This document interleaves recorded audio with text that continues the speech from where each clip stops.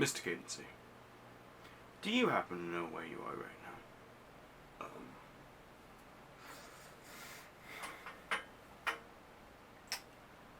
Denver? Did you just say Denver? No. You're currently in a CIA interrogation cell. I happen to have any idea why. I don't know, man. I've done a lot of things. I talked to aliens once. I figured out government secrets. I killed a man. I haven't paid my taxes in 18 years. Whoa, did you just say murder? Oh, yeah, but he's fine now. It's all good.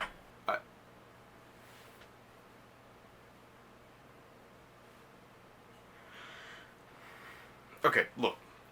You're the only survivor of the Nintendo Land incident. How? Oh, I just got an airplane.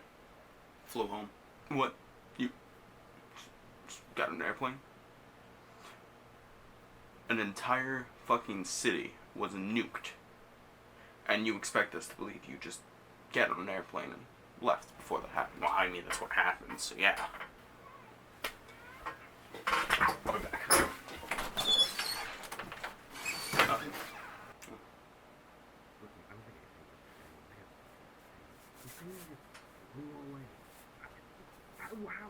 How are you supposed to believe? This is fucking bullshit. This guy is lying. And I can't even fucking torture him. He's all the CIA says you can't torture people anymore. What the fuck's up with that? Come on, look. I'm gonna gouge his eyeball out. Boom. Okay, listen, we can't do that. We know we can't. The order from the president, Obama, he said we can. Yeah, I know we can't, but I want to.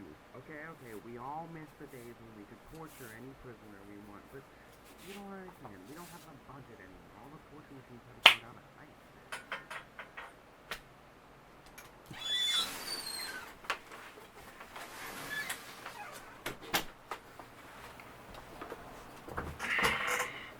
Listen, Cadency.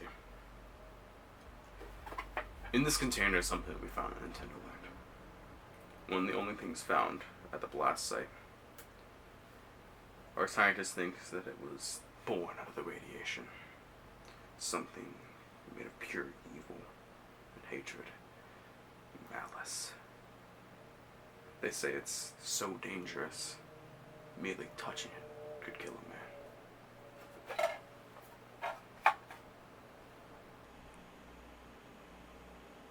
Do you recognize it? That's an Xbox 360 game. Yeah, and it was found on Nintendo Land. I mean, who would have thunk it?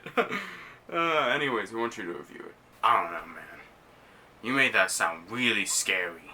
Yeah, but you can make a video on it that no one will watch. When you put it that way, hand that baby over. Banjo Kazooie, one of the most beloved 3D platformers. It started on the N64 getting 2 games, but in 2002 Microsoft bought Rare and with it, the Banjo Kazooie license.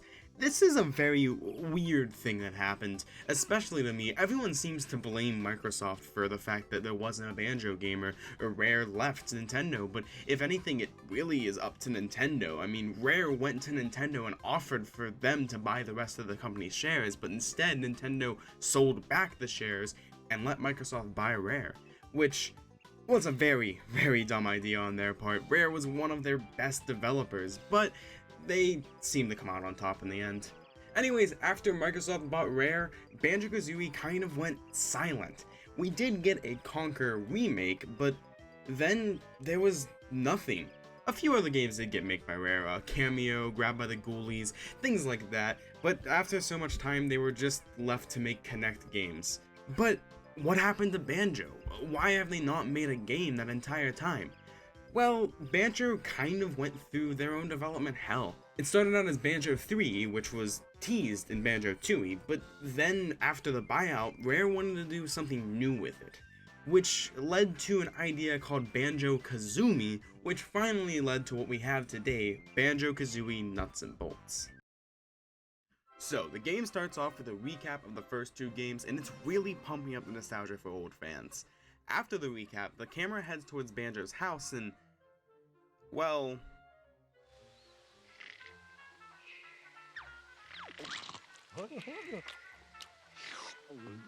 so Banjo and Kazooie are now fat and lazy, because that's what everyone wanted. So we see that the head of Gruntilda is somehow still alive, I don't know. She goes to Banjo and they're about to fight when all of a sudden, the game pauses. And a golden monitor thing appears. Okay, so this is Log, or Lord of Games, and he's here for,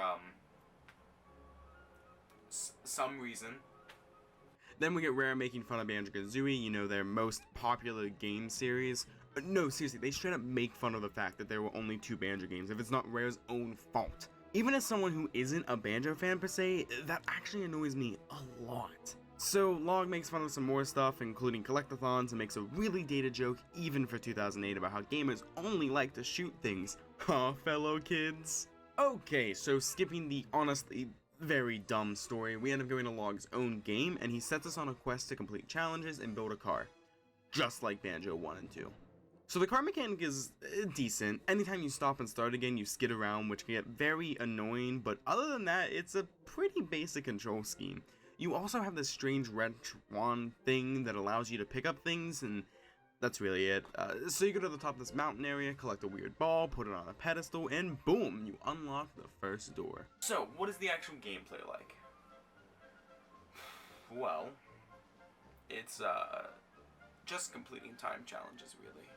You go to the person, do the challenge, leave, go to another door, do challenges there, rinse and repeat. And I'm not a fan of this style already. It isn't done any better here. I remember one thing had you racing to cool off these volcanic rocks, and it sounds so cool. But it was really just drive to location, pick up object, put in car, put in water, and then do that over and over. And it just kind of felt off. There was also a racing challenge, and after winning it, the guy then is like, it's actually a best 2 out of 3, and it just makes you race again with a longer route. And it's just like, that works in movies, but in a game, it feels like you're just doing it to pad out the gameplay.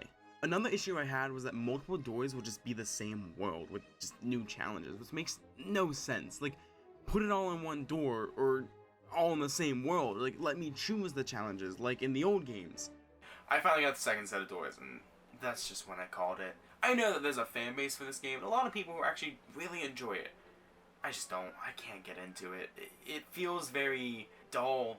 There's a lot of padding. It seems like they weren't confident in it, so they just threw the Banjo licensing onto it. And then it also goes on to make fun of the game that people bought this game to play. I think if this would have just been its own IP entirely, not had Banjo thrown onto it, it would have went out with moderate success. I wouldn't really played it, but as a kid, I loved this game. I only ever played the demo as a kid because it had a bunch of stuff unlocked and it was more sandbox-like, but still, it was very much fun as a kid. So if it didn't have Banjo on it, it just would have been a good kids game. One thing I find very interesting about this game is how similar it is to Star Fox Adventures, both being made by Rare. They were both games that if they would have been released as their own IP, they would have been fine. But since they had some other name slapped onto it last second, they just became mediocre. Anyways, there's not really much else to say. The game could have been better. It really could have. But I don't think it deserves all of the hate that it gets. However, people should shit on it for making fun of Banjo. That was just so dumb.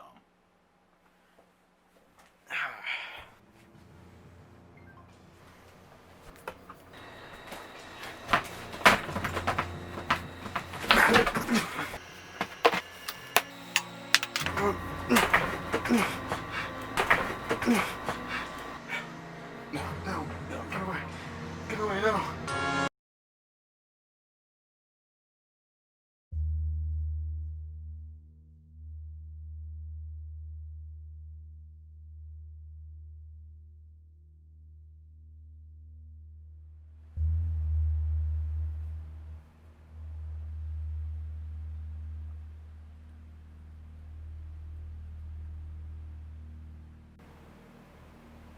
Terrifying, isn't it? Who are you? Why do you look like me? What I am is of no concern, Cadency. I've merely taken a form that you can better comprehend. What is of concern is what's right in front of you. The future's a dark and scary place, Cadency.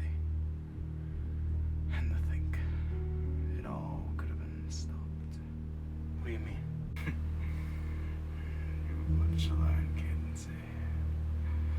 but now you must leave.